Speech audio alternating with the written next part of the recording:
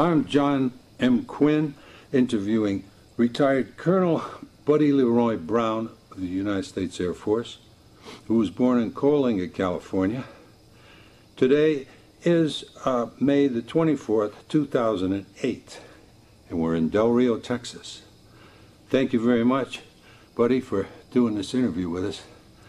And I'd ask you, if you would, tell us about your background. You're born in California, and could you tell us how you got started in the military business? Okay, I'll start when I was born in California. I was born during the Depression, July 1929. It was a little oil town called Coalinga, California. We were born in the Kettleman Hills, and the reason why it was Coalinga, my mother and father from Tennessee, and when we had moved to Coalinga, my sister Wanda was born in Memphis, and so he was out there to find work. It was during the Depression, so he needed work, and so he moved the family out there. From Coalinga, after a while, we moved to Wilmington, California, lived there for a while. I forget how long. We lived there during the earthquake, as a matter of fact, so that had to be about 1933 or 4, and they had the big earthquake down there. My little sister, Darlene, was born.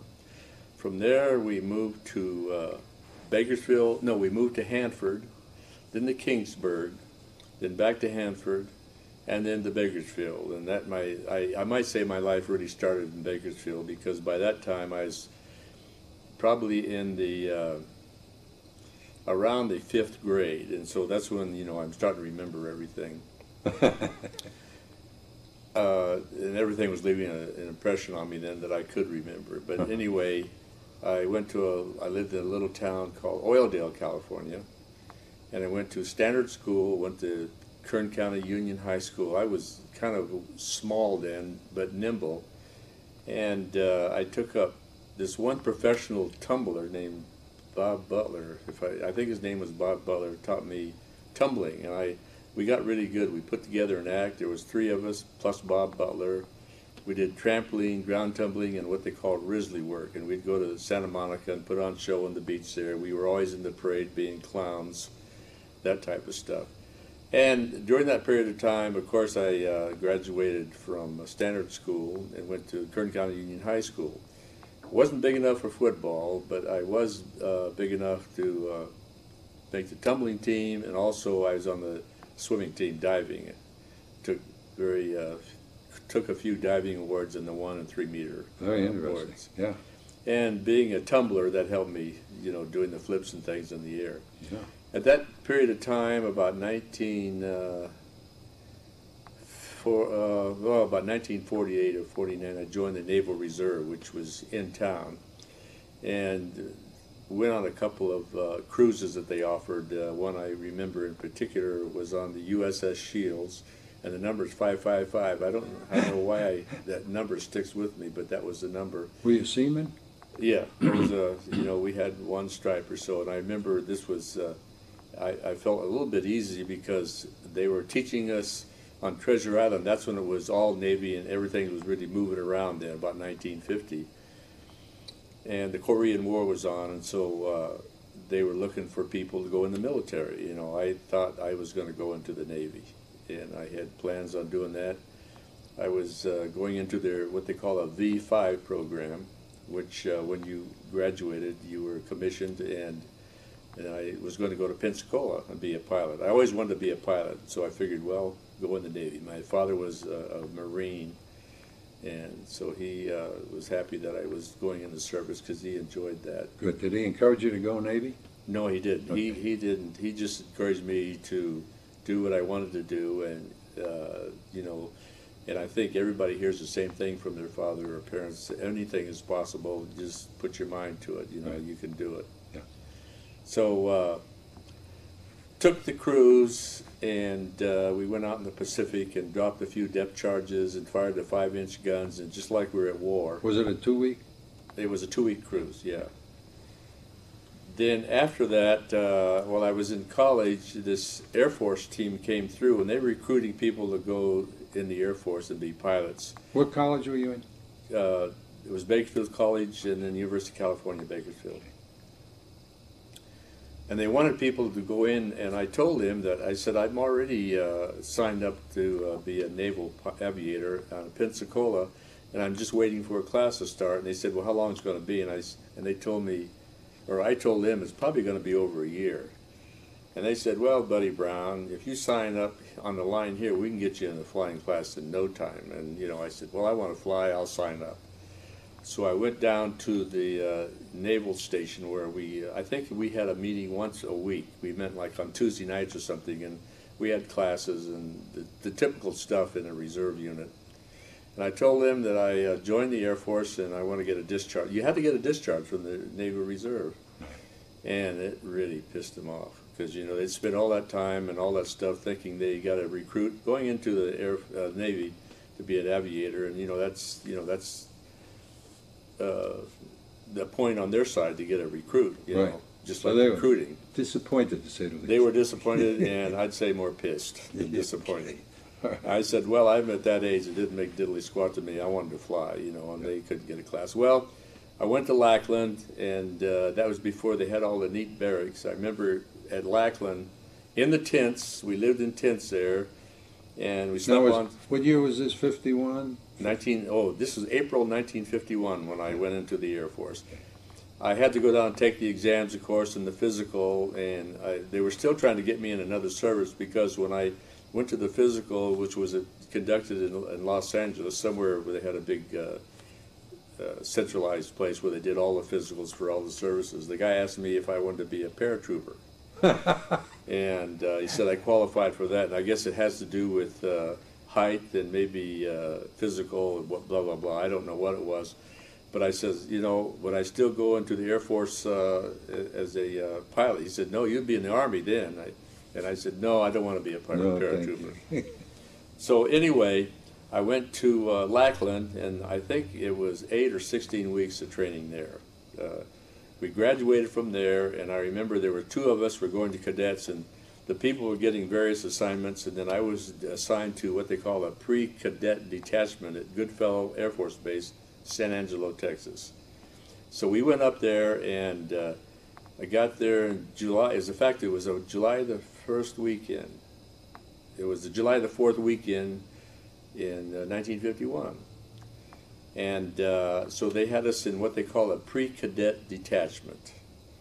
And what a pre-cadet detachment was, that is, we worked all on the flight line. We wiped the oil off the aircraft. We generally learned about the T-6 and being around aircraft, which was keeping us busy doing something. And about the same time my class came up, which was to start in October, and this was August, it was starting in October, I got my acceptance to go to Pensacola, you know.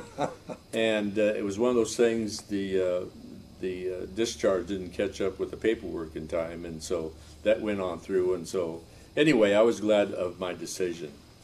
We from October we went back to, I went back to Moultrie, Georgia, which was a civilian contract school for flying, and this was really at the height of the Korean War. So even at that, they were still had a washout rate of about 50–55% of people going through, even though they needed pilots pretty bad. So I arrived there in October of '51, and we were what they call 4th class. And so that was one of those things. Of course, it's not like the Air Force Academy or none of the academies, but they did have a fair amount of hazing for the first 30 days there. You know, you had to square corners, you had to run everywhere you eat, you had to eat your meals square. You had to salute any airplane coming overhead because there might be an officer in it or something like that. That went on, and then Christmas comes, and they gave us Christmas vacation, which I was kind of surprised because, you know, I thought we'd go right straight. Well, I got home for Christmas, came back to Moultrie, Georgia. And by the way, Moultrie, Georgia was a contract school owned by a corporation whose head and owned it, I guess he owned it, was named Bevo Howard. And Bevo Howard in the aviation world is pretty famous because he was a national aerobatic champion. Wow. And for every class graduating at Moultrie, he put on his ride in his little biplane, and he did all that stuff you do in acrobatic contests, you know, cut the wires and the ribbon and everything. Of course, that's pretty impressive. Sure. I remember when we started flying the T6, and we were there from October till June of 1952. My instructor was Mr. Stanley Brockett, really a nice guy. There was 4 of us cadets assigned to him, and he taught us how to fly. You know, it's just a matter of, and before you could solo, you had to have 60 landings and have 20 hours in the T6. And so, that was over, what, a 6-month period? Over a 6-month period. Yeah. That was just a solo. Of course, you ended up with a lot more time than that because you had to go through ground school, and you had to do all your link trainer. You had to learn the Morse code and the aircraft, the hydraulics and the electrical, and then you were flying all this time. And so to get 60 hours and 20 hours and 60 landings, it probably was 6 weeks or something like that once you started flying. So where did you go from pilot training once you got your wings? Well, I didn't get my wings until I graduated down in Del Rio, Texas. Ah. See, that first that was T6s there? T6s in Moultrie, Georgia, Bevo Howard, the civilian contract. And then after you graduated from there, it's not a graduation, your commission. You graduated to go to your next assignment. And you don't have your wings yet? Oh, no. The wings takes around 13 months. Oh, okay. I'd only been there 6 months. But anyway, from there, you were either signed to go to be a fighter pilot or a multi-engine pilot. And Mr. Brockett, my instructor, knew that I wanted to be a fighter pilot. So that's what Laughlin was for, huh? That's what Del Rio. Del Rio. Yeah. Did you? I'm sorry. Did I make a mistake? No. You said Del Rio. You went to Del Rio from. I went to Laredo. Laredo. Sorry, That was Laredo okay, Air Force Base, and it just got opened, brand new. And we went when we arrived. You had to do another 3 or 4 months in a T-28. Which was you close the canopy on it. That's the first time I'd flown an aircraft that had electrical canopy, tricycle landing gear, a bigger engine, and so it's just a matter of, you know, you're advancing and you're flying. And then after that, they brought in the brand new T-33s, which were already there too. They brought them straight in from the factory, so they were brand new. And we got 1 or 2 rides in the T-33. Then we soloed in that aircraft. Okay. And that was the start of my flying jets. I graduated from Laredo, December 1952. Okay. I was assigned to Top Gun School after that, Nellis Air Force Base. Oh, great. And that was F-86s. So Yeah. I imagine you were pretty high in your class as far as pilot capability, right? To go to Well, Top Gun? I want to say that anybody who's a fighter pilot is, but that's not true. Okay. You know, I was kind of lucky. It's a Korean War, Right. and they needed fighter pilots. They needed bomber pilots, Okay. and so I ended up being a fighter pilot because I showed an interest in that the most. Good. Went to Nellis Air Force Base, and to me that was big time. I was flying a first-line fighter. And the F-86 Sabre jet was a first-line fighter in its day. It's just like the F-22 is today to a pilot. Right. That was what is to me first line. Yeah. I remember my first ride after being pampered and mothered, you know, like your mother pampering you all this time, you know, teaching you to do this, teaching you to do that, read the books, got to do this. When you got there, they treated you like a big boy, you know, like an officer. You're a second lieutenant. And so to fly the F-86, they never had a 2-seater at that time. And you went out there with the pilot, and he sat in the cockpit, and he went, okay, this switch does this, blah, blah, blah. I went through the cockpit, and he says, here's how you start the aircraft. Okay, start it up, we're going to go fly, and I'll follow you in another F-86. So my first flight, you know, after ground school and everything, jump in the F-86, start the engine, and the cruise chief's sitting up there to make sure you still know how to start the engine. Start the engine and off you go. And so he trails you around. You come back and make your landing, and then you're on the way to be a bona fide fighter pilot, flying the top line fighter in the nation at that time. I knew I was going to Korea as a fighter pilot, but I didn't know at what base. I did get the Top Gun and being the air-to-air gunner is hitting the target the most while I was at Nellis. Great. But while we were doing there, even though we were going to be air-to-air fighter pilots, we did the air-to-ground strafing, air-to-ground bombing and rocketing, and we fired on the SOC. That's where I got the highest points of firing on the air-to-air SOC. But I remember this was 1952, and not a lot of people had been supersonic then. Well, your third or fourth ride in the F-86, they always assign what they call the A model. You know, there's different models, like the U-2 is the C model, the A model, blah, blah, blah. Well, the F-86A, they look the same, but the F-86A had slots on the wing. And it didn't have what they call a flying tail, it just had elevators on the tail that moved, where on the newer ones, the whole thing moved. And the reason why they gave you that one is because you go to 40,000 feet and you go full power and you go do a rollover on your back and pull it straight through and you head straight down, you go through the Mach. And like I was going to say, they give you the A model because all the big instructors know that it's going to scare the crap out of you, because you pull back on the stick and nothing happens because the shock wave is going over the leading edge, and so your elevators is inside that shock wave, and the way you the way you come out of it, you back off on your throttle, put out your dive brakes, and it slows you down. Actually, you would have come back through the Mach if you kept on going down, but that's not going through your mind at that time. All it's going through is your mind. You're going straight to the world at the speed of sound, and nothing's happening when you pull back on the stick. When you get back into the ops, you know, debriefing, everybody's laughing. You know, that young guy doesn't know what he's doing, going through that. So they always give the new heads like that. Okay, I finished fighter training at Nellis Air Force Base, and it was time to go to Korea. So we shipped out to Korea, the squadron I was in. Everybody goes over there. We go to land at Haneda, I think was the civilian field. And then they trucked us over to, I wanted to say... this is in Japan? This is Japan now. Okay. Anyway, we had a staging there at Japan, and that's where we got our different assignments. And I could have gone to either the 4th Fighter Wing at K-14, just right there in Seoul, or the 51st Wing, which is at Suwon, K-13, Korea. Well, I ended up going to the 51st Fighter Interceptor Wing, F-86s, at Suwon, Korea. Okay. Now, at that point, were you allowed to go above the 38 parallel to do any... Oh, yeah, we were still fighting in the war. Okay. That was in the war then. You know, we were going up the Yalu sweep. You know, you open your canopy, threw your white scarf out because you were the MiG killers, you know, that kind of stuff. Oh, I didn't hear about that. Tell us about that. What's Is that that? a tradition?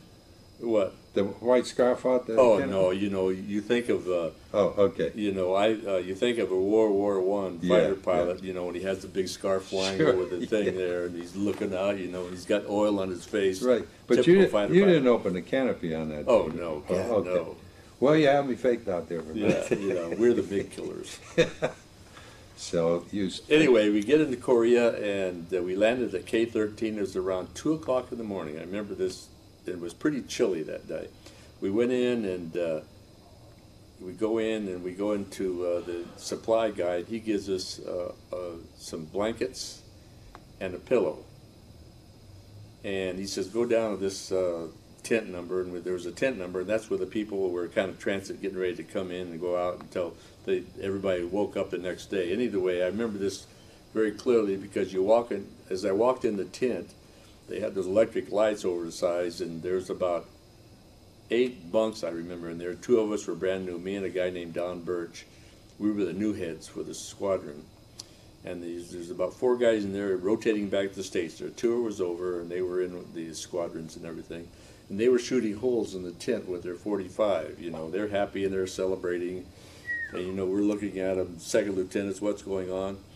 Well, you call them FNGs. Us, we were called FNGs. Have you heard of that expression? No. New guy. Okay. That's what that is. They said, here comes a couple of new FNGs. So we said, well, these guys, you know, this is the war zone. What the heck? Right. Didn't think anything about it until the security police came and showed up. They opened the tent flap. You could smell the cordite in there, you know, from the revolvers going off. Yeah. And they said, has anybody been shooting a gun in there? And he said, nope. He said, okay. And he closed the tent and walks off. Oh, brother. Anyway, the next day we got up and still disoriented and, you know, what's going on. And so we were assigned to the squadron. I was assigned to the 25th Fighter Interceptor Squadron. I remember that night I went into the club, and the club was maybe twice the size of this room we were in, and the bar was a whole bunch of booze boxes with boards on the top, and Sure. that acted as a bar, you know, just like you put Sure. Coke boxes and you put Sure. boards on. That was the bar. Sure. And I remember going in there, and I saw this guy sitting down at the end of the bar, and I recognized it was this guy named Joseph McConnell, and he was the leading ace, one of the leading aces of the Korean War, you know, and I said, you know, my mentor right there. Oh, boy. And he was talking to something. I think he had shot down 10 or 12 MiGs then. Right. And so, you know, I didn't walk up and start talking to him because he was talking, you know, they were talking, Sure. fighter talk to the other guys and tactics and everything, and saw this MiG, Yalu sweeps. And I hadn't been issued my red scarf yet, you know, to throw out the window. Okay.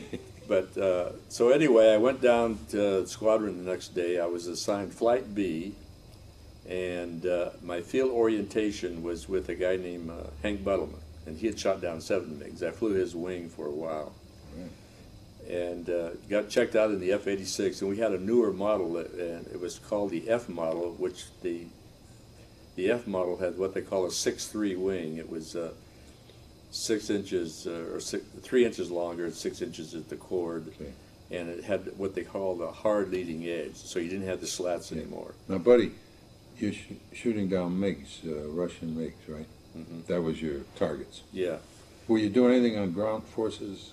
You know, I'm gonna mention that because if I had to do over it again, I would have rather been in the fighter bomber group, because they were down there in the weeds really having a great time. Right. They were seeing action all the time, and they flew the same aircraft we did on the other side of the field, and they carried bombs, and they'd go in and they'd strafe and bomb. They'd help the infantry, sure. Yeah, and do all that kind of stuff. So, you know, that's pretty doggone exciting business. Yeah. What we did was get a 4-ship formation. We'd take off, we'd call this GCI. Remember the GCI sites? One of them was called Elgin Control, and they pass us on to Wildfire. Wildfire vectored us up north.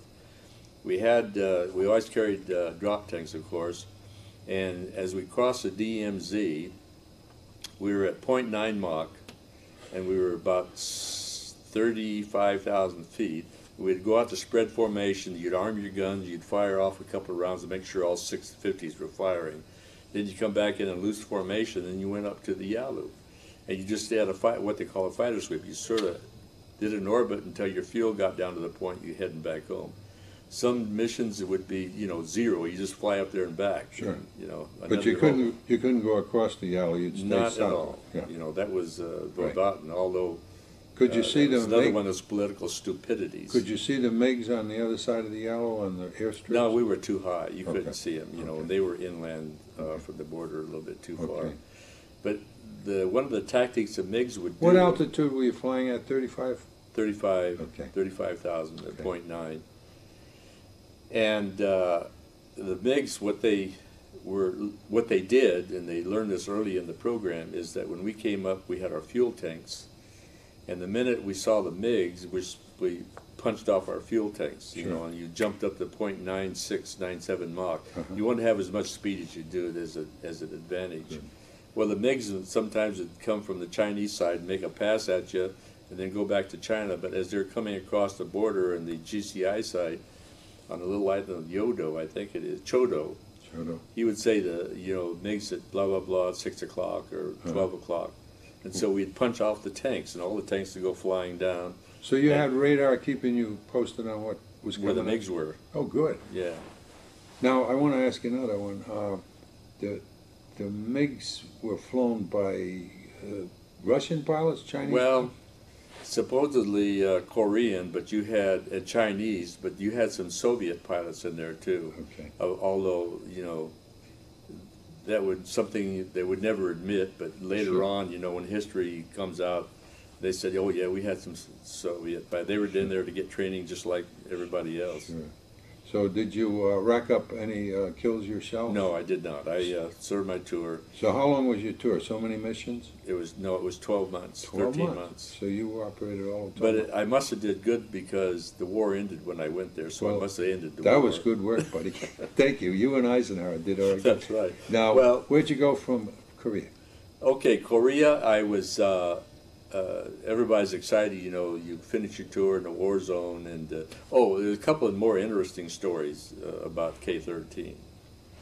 And one of them is they had quad 50s on each corner of the field because we had what they call a bed check Charlie. Sure. Those were 50 caliber machine guns for anti-aircraft use. Yeah. Okay. And this bed check Charlie would come in. It was a North Korean biplane, and he'd throw out hand grenades and just disturb your sleep and try to blow up something, which he did a good job on that. Okay. But the other good job he didn't realize that these quad 50s would all start firing at him, you know, and you couldn't see him. You just hear this chung, chung, chung coming across the field. And all these bullets coming down, some of them would hit the aircraft and put dents on it. So the old commander says, I don't want anybody firing quad 50s at that bird anymore because they're not doing that much damage, and we're damaging our own aircraft with the shrapnel coming back down. Yeah, that's very interesting. Yeah. So anyway, my new assignment, I got signed to the 407th Strategic Fighter Wing, SAC, Great Falls, Montana. And it was called Great Falls Air Force Base.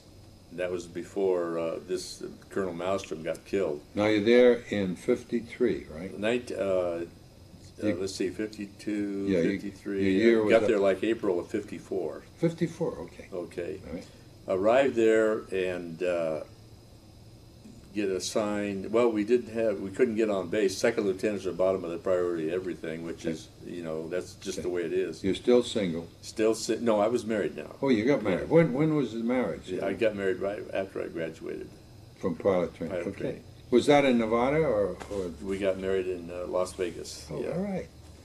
And anyway, we lived in an off-base apartment, and then pretty soon we moved to an apartment closer to the base. Then we had off-base housing, and then we finally got on base. It just took a while to go through the cycle and a little bit of seniority, so to speak. But I got checked out, come back after flying a supersonic aircraft, and several of us went to the ones that were assigned to Malmstrom were flying the F-84G straight wing. What a letdown for a bent wing pilot. Oh yes, so, I'll bet. you know, that was the attitude. By bent wing you meant back, swept. Yeah, we call them bent wings. Yeah. And I wouldn't go supersonic, you know, and it was a fighter bomber and blah, blah, blah. Right. So we got checked out on that. We got combat ready, and let's see, that was May, June, July, August, July, I guess it was. Once the wing combat ready, we went right back to Japan for 90 days, and that was kind of a blow. Yeah. After just coming back from Korea. But anyway, we were there 90 days. We set that nuclear alert, and we had, you know, the aircraft on alert every day. And if you weren't on alert, we was out playing golf or ground school or whatever. That finished that 90-day tour, came back to the States, and when we came back, our squadron was transitioning from that point on into the F-84F, which was a bent wing. Now we're back in the bent wings. That was really great. Flying in the F-84F, and that was another nuclear alert aircraft that carried a big weapon underneath the wing. And so that was neat to fly a new aircraft and new challenges. Been in the squadron, I forget, maybe from 54, about 2 or 3 years. Anyway, 1956, they were looking, the MAC, Material Airlift Command, that was called in, was looking for some ferry pilots. You know, you do a one-time deal to help them out, and looking for people to ferry some fighters to Europe. So I volunteered. They flew me down to Warner Robins, Macon, Georgia, and I picked up a brand new fighter, F-84F. Went up to a base, Dover Air Force Base. We picked up what they call poopy suits. In New Jersey? Yeah. Yeah. No, it was Delaware. No, Dover, Delaware. Yeah. And this poopy suit is a completely rubberized suit that you're inside. In fact, we wore those in Korea all the time. I'd forgot about that. And it's a suit that you can float in it because it's all rubber and you're inside. And the reason why you wear these suits, because if you went down in the Arctic waters, you could probably survive for 20 minutes or so rather than freeze up. Sure. By the way, when you were at Malmstrom, you had a new capability. Was that to fly to Russia? Oh yeah. What would happen is that if we were going to be deployed, we were going to Alaska. They'd load us up there, and so you just across the pond there, and that's the Soviet Union, some of those big bases. Okay. So you got to Dover and you got your rubber suit. And yeah, and then we flew up to Newfoundland, and I'm trying to think of the base there. We spent a couple of days there, and there were some F-100s ahead of us waiting for the weather to break at Keflavik, Iceland. And so the weather finally broke, and the F-100s went off. We followed them with the F-84s. There was a gaggle of about 20 F-100s and about 20 F-84Fs. We all went over at the same time. So landed at Keflavik, went on there to the UK, and we delivered our birds to Brussels, Belgium. So when I get back to Malmstrom Air Force Base, and the reason why the aircraft is called Malmstrom Air Force Base now, I left this out to back up a tad. When I was TDY at Malmstrom to go to Massawa, it was called Great Falls Air Force Base. Colonel Malmstrom was our DO. He'd taken off one night in the T-33, crashed, killed himself. So they named the base in his honor. I So see. Malmstrom Air Force Base. That was nice. So, okay, I arrived back to my home base, and I got a day or so off just to kind of rest up from all the traveling. I went back to the squadron, and my squadron officer, Colonel Hayes, Red Hayes, said, I want you to go downtown to this place, and there's some people going to talk to you. And so I went down, introduced myself, sat down, and they're staring at me, and I'm staring at them, and they say, you know, you've been selected for another program, and it requires you to wear a pressure suit. It requires you to fly at long durations, high altitude, and you'd probably only be in the program for 18 months. That's all we can tell you. We can't tell you other than it's a single engine aircraft, and that's it. I said, well, heck yeah, I'm going to volunteer. I'm still second lieutenant, you know, still excited about new things. And so they said, fine, go back to your squadron. And so I went back and I said, well, they just said, okay. And so about 2 or 3 days later, they informed me to go down to School of Aviation Medicine and get a physical. They gave you kind of a special physical there. Came back and you wait around. You never know what's going to happen next. Everything was just, you know, don't ask, don't tell type approach. When it happens, it happens. Then all of a sudden they get a message in to send me to David Clark Company in Worcester, Massachusetts. They're the people that make the pressure suits. Wear civilian clothes, always wear civilian clothes. So we report into Worcester, Mass, call up the numbers they gave us. We go to David Clark, and David Clark made brassieres and corsets and things like that. And so they were just the type of people to make pressure suits. And Do you have an inkling yet as to what's going on? No, not yet, really, other than it's going to be an exciting program because we're going to wear pressure. When they told us we were going to wear a pressure suit, well, the pressure suits we wore is absolutely completely different than the ones we ended up with, like in the SR-71 program, full pressure. These were called partial pressure suits, but they would take you as high as the astronauts went, you know, as far as protecting you. So they took 100 to get a pressure suit to fit you, and they were tailor-made for each person. I mean, really tailored. They took like 170 measurements, starting with your toes right up to the top of your head. Even every finger was measured, diameter and the length, because everything, like I say, was tailored. So they got that. They got the first measurement, and then you went back to the home base, and you stayed right on with your program. You didn't talk to anybody. You couldn't say anything what you're doing. From that point on, it was, you know, I'm just another pilot flying the F-84.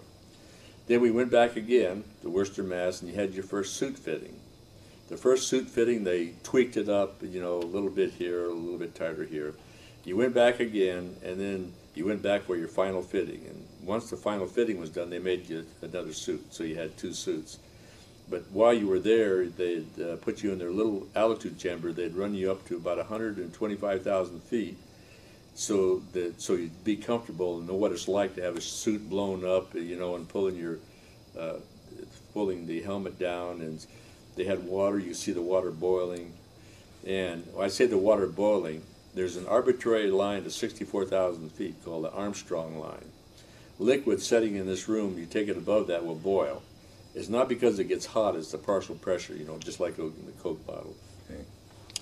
Okay, finish that and go back, and now the next thing is assignment to Laughlin Air Force Base. Did they tell you at this point what you'd be doing?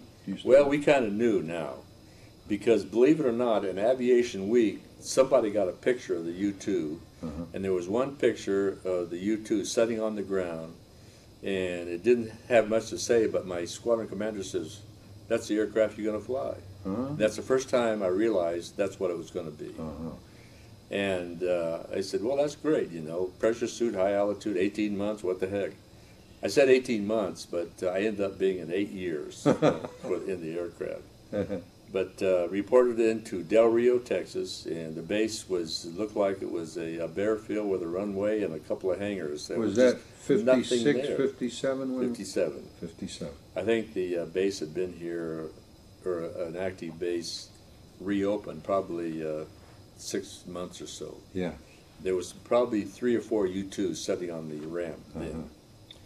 And so we found us a house right here in Del Rio, and it was kind of like a double wide trailer. I don't know. Right. It was, anyway, there wasn't a lot of things available. Do you remember, Buddy, was there a fence around Laughlin when you got here? There probably was, but I didn't pay that much attention. They picked Laughlin because it was isolated off the normal run of the airways and everything. Yeah. So we arrive here at Laughlin, and we start in our training, and the training was we get rechecked out in the T-33 because that was going to be our primary aircraft until our time to fly the U-2 came up. Went through the T-33, got rechecked out, and did a lot of flying there just to make sure you stay current, keep the feel of flying an aircraft. Then it come time to get checked out in the U-2. T-33 was a single engine too? Single engine, right? Two place, pilot and co-pilot, or 2 pilots. Okay. And you went through the U-2 ground school, and part of that ground school, which was kind of unique also, you got a 40-hour course in celestial navigation. So you could actually, you know, take the star tables out and plan your own shot and everything. We didn't have to do our own celestial navigation. We had flight planners that did that for us, but they wanted you to know the basics in the background so you had some knowledge of when you're looking at a star, what's going on, other than here's a star. Yeah. So they taught us the celestial navigation, the ground school for the U-2. U-2 is a pretty simple aircraft. It's what you call a point design. It's not designed like a fighter to bank and yank. It's designed to take off, go to max altitude, straight and level, take pictures. Speaking of altitude now, what altitudes were you prepared to go to at that point?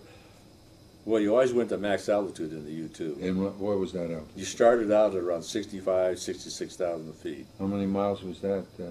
To take you to get that altitude? 12 miles up. What was it, 10, 12 miles up? Yeah, somewhere around Because there. I'm wondering if you two pilots weren't the original astronauts getting up to those altitudes. No, you had to be, to get to be an astronaut wings was 50 miles. Oh, I see. Well, but the astronauts hadn't started launching up that high yet, had they?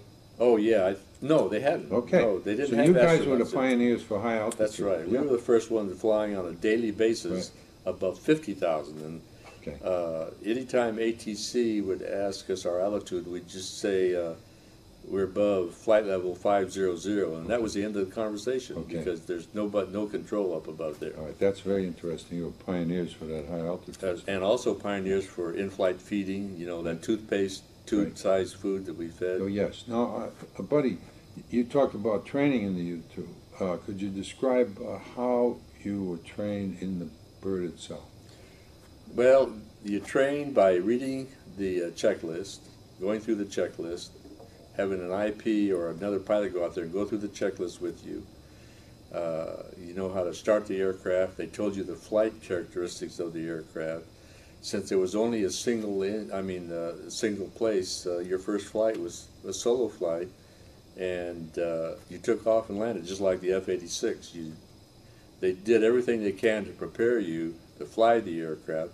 Of course, you had a lot of experience by then, so you knew that you know the characteristics of flying, so to speak. And Did you have a follow-me aircraft? Yeah, it was a U-3A, a little twin-engine, reciprocating engine that carried a pilot fluid and an IP in the seat. What was his main function? His main function was to follow you in the traffic pattern and watch your airspeeds and you know, kind of help you around the best they could. Your landing wheels were in the center of the fuselage. Yeah, tandem. Yeah. Yeah. So you were like on a bicycle when you hit the runway. Yeah, it's just like a bicycle.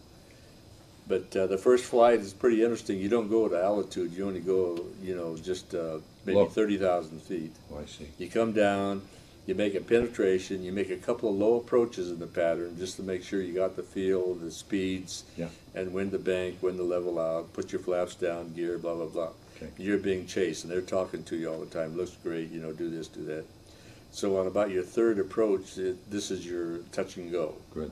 So you go down, you touch on the runway, and as soon as you touch down and everything's under control, you give it the power and you pop back in the air again. Great. Then you come down for your final landing. All right. And so that's your checkout. Right. Now, what was your first assignment in the U-2? What kind of job were you doing with it? My first assignment was flying out of Puerto Rico. And what was the purpose? Of the mission? That was air sampling.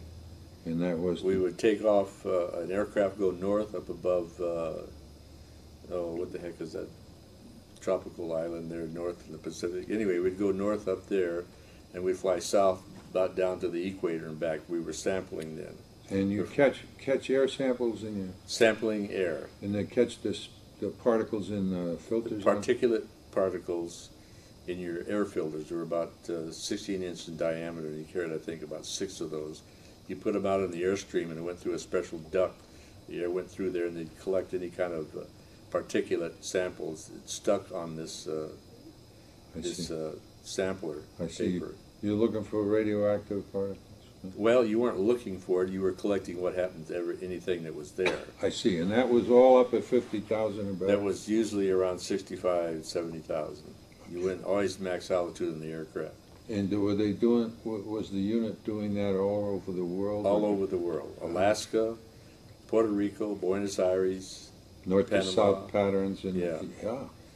And the scientists, so to speak, the scientists would take these samplers, and they wanted to know, as a result of all the, at that particular time, remember, the Soviets were testing, the Chinese were testing atmospheric tests, and they wanted to know how this was affecting the environment, the climate and everything. Sure. And so when we went around, and I guess every nation does this, they call what they'll put a spike, they spike their weapons with a certain type of metal, and of course it vaporizes, but when these people pick that stuff up, like a gaseous air sample, they can tell what date this thing was let off, because they know, and they can tell if it was an air burst, a ground burst, they can tell how advanced their trigger was. Wow. And all kinds of good things. That's and amazing. How advanced their technology is through these samples. That's amazing. And that was released to the free world, sure. Actually. Sure. That wasn't kept close hand. Now, when did you get trained in taking photographs from the U-2? Day one. Oh, okay. After you were checked out, you're about your third or fourth flight. You started your NEFO, they call it NEFO runs, nephography runs. Okay. And you had your regular cameras, and you flew your track maybe from here out to Boulder Dam, north up into Washington State, back down to a point maybe around Salt Lake City, and you had a holding pattern that you set up there, because then you had a celestial leg back. Right. So you always had a mix of photography and celestial. You kept up to speed on that. And once you were combat ready, then they sent you out on detachments. Oh, now, were you shooting on film or on videotape? Film. It was actually, processed film, just like on a film camera. All right. And now, detachment duty. You went to Vietnam. Well, I flew in out of detachment. I forget the name of the OL-20 or something like that. Far East? But I flew out of Puerto Rico. Oh, Puerto Rico. And then I flew out of Buenos Aires, Ezeiza Airfield. And flew out of Eielson Air Base, Alaska, down at Melbourne, Australia. Right. And then into Okinawa. Yeah. Flew out of there. And you're photographing for geographic mapping? It depends on what the mission. When I was flying out of Alaska, it was sampling. Right. And out of Okinawa, it was collecting ELINT, electronical intelligence, up in the Sea of Japan. We usually take off about 10 o'clock at night and come back around 7 o'clock the next morning. Was that done to tape? That was all on. That was collected on tape, yeah. And okay. You had all these different antennas that would collect different frequencies, right. And they could follow their command and control. They knew, how they passed along your flight path, and so it was pretty interesting to do that. Now, this brings us up to what, about 1964? 61, we're getting close to that. Oh, event. 1962, May. That's the Cuban Missile Crisis. Okay. Would you touch October. on? Would you touch on that? Okay.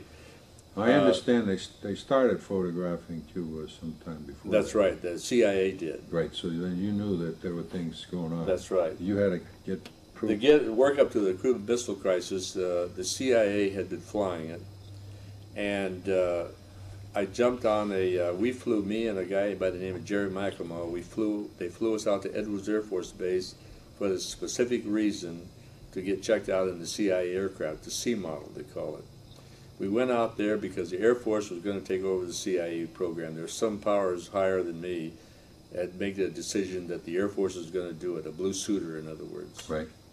So we get out there, and me and McLemore are sitting in their CIA briefing room, which is, and they had a very small row of seats and everything, and the SAC general was there, who was the LG, the logistics command, or the maintenance command commander.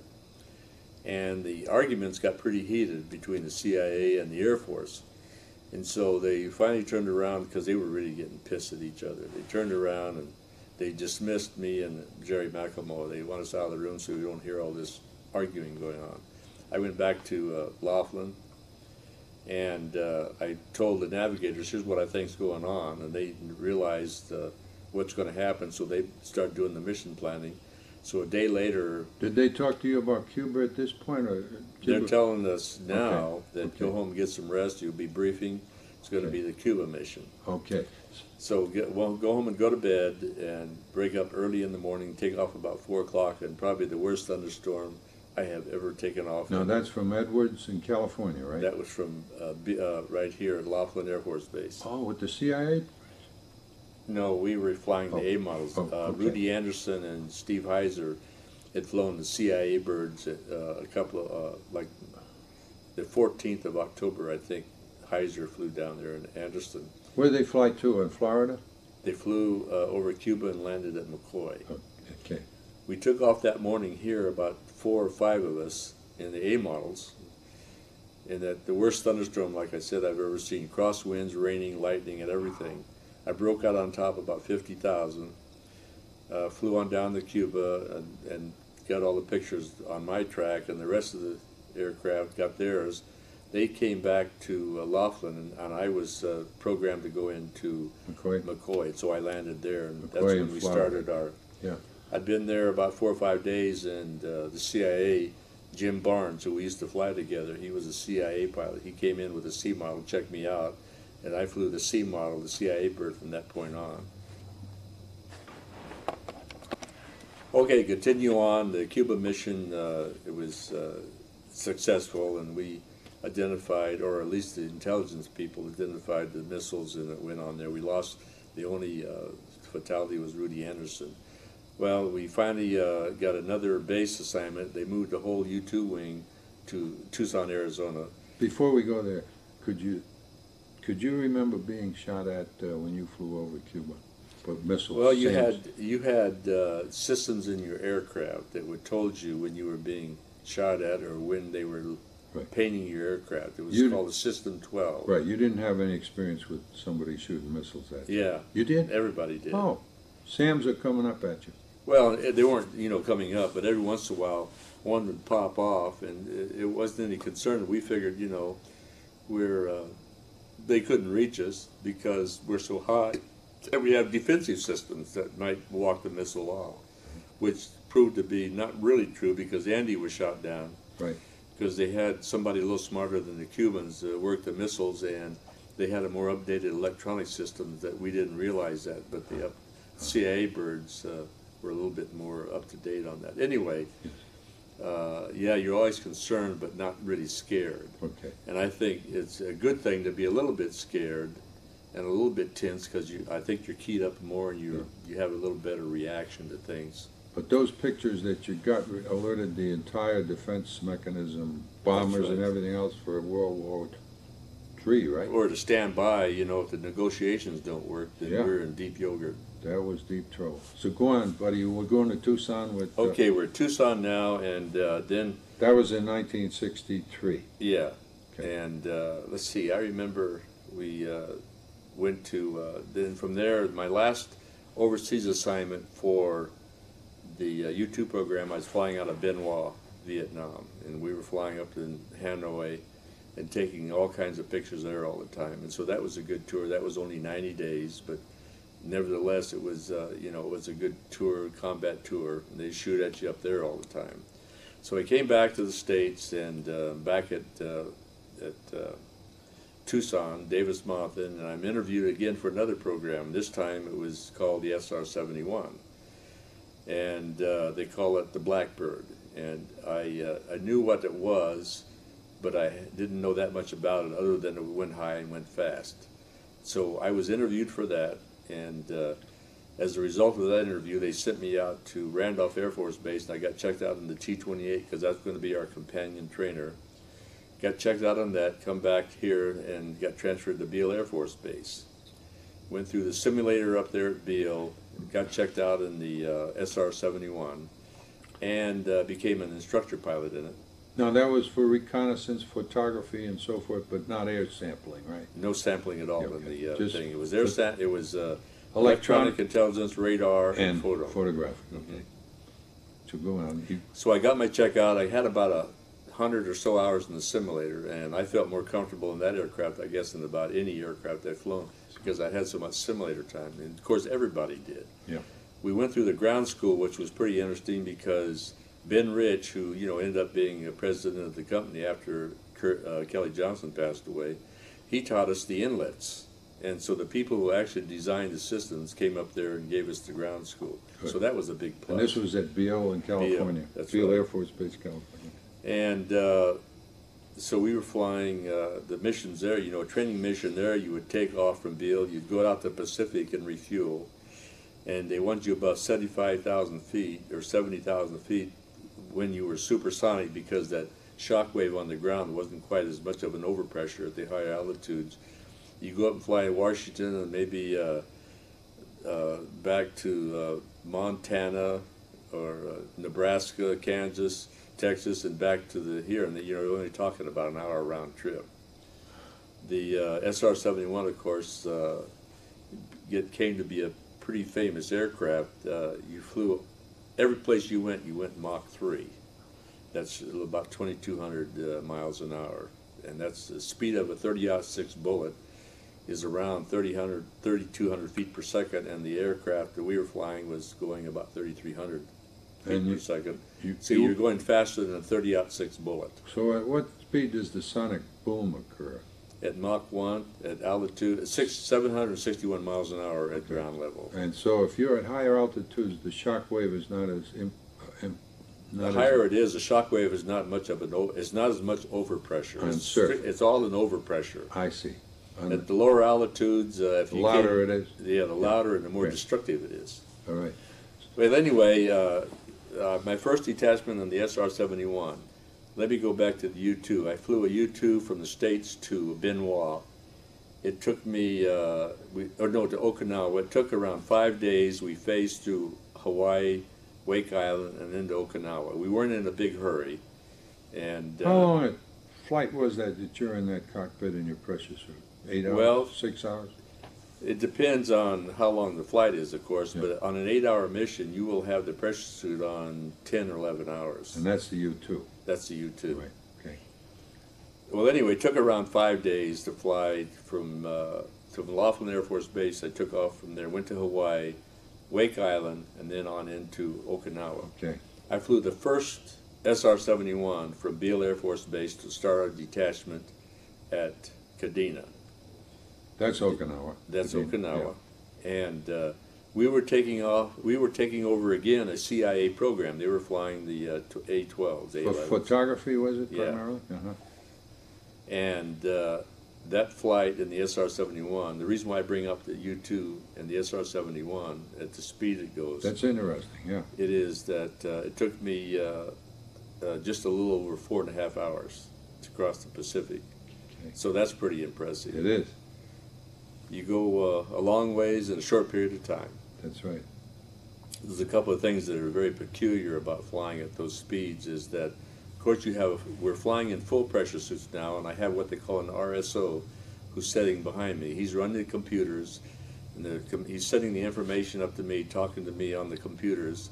I have a moving map display there, and when you go on that speed, things happen pretty fast, and so everything is automated as much as it can be. And so it's kind of nice to have somebody to talk to and help you with the checklist and everything. Yes. And the photography at those speeds too, Well, that's all automatic. You know, they can... but they got to have pretty fast camera equipment. Oh, yeah, well, that's... In focus pictures. That's right. You're doing 30 miles a minute, a little over 30 miles a minute. Buddy, you stayed in the 71 program till you retired, did you? Did not. Unfortunately, I would have stayed in until I retired, but after you get to a certain age, they want you to be the staff officer because they want the experience to pass on and help other things. So I went from there. After 7 years in the SR-71 program, I had Mach 3, faster than the speed of sound, 3 times the speed of sound. I had over 600 hours, just 3 times. Sure. Anyway, I went to 15th Air Force. I was the director of reconnaissance of 15th Air Force. From there, I was there a year and a half. I was promoted to full colonel, and they sent me to Utapao, Thailand, and I was the commander of a U-2 outfit there. We had the TR-1s now. I had 3 TR-1s. I had 2 DC-130s, and I also had the drones. That's why I had the DC-130s. And I had the HH-43s were flying out of NKP. The drone, would you explain that a little bit? These are the drones that you carry on the wings of this 135, on the KC-130s, or DC-130s. And they go up in the Gulf of Tonkin, and they were programmed. The drones were already pre-programmed. They dropped the drones, and the drones flew their route, went back to NKP. They came down what they call the chutes. The HH-43 helicopter would fly over and snag the chute, which had these wires in it, these ropes. The chute would drop away, and the drone would swing under. They take the drone back NKP and put it in a thing, take the film out. And so if you lost a drone, you didn't lose a crew. You just lost a piece of metal. So the drone was primarily photographic. And it was all low altitude, yeah. Great. That was good.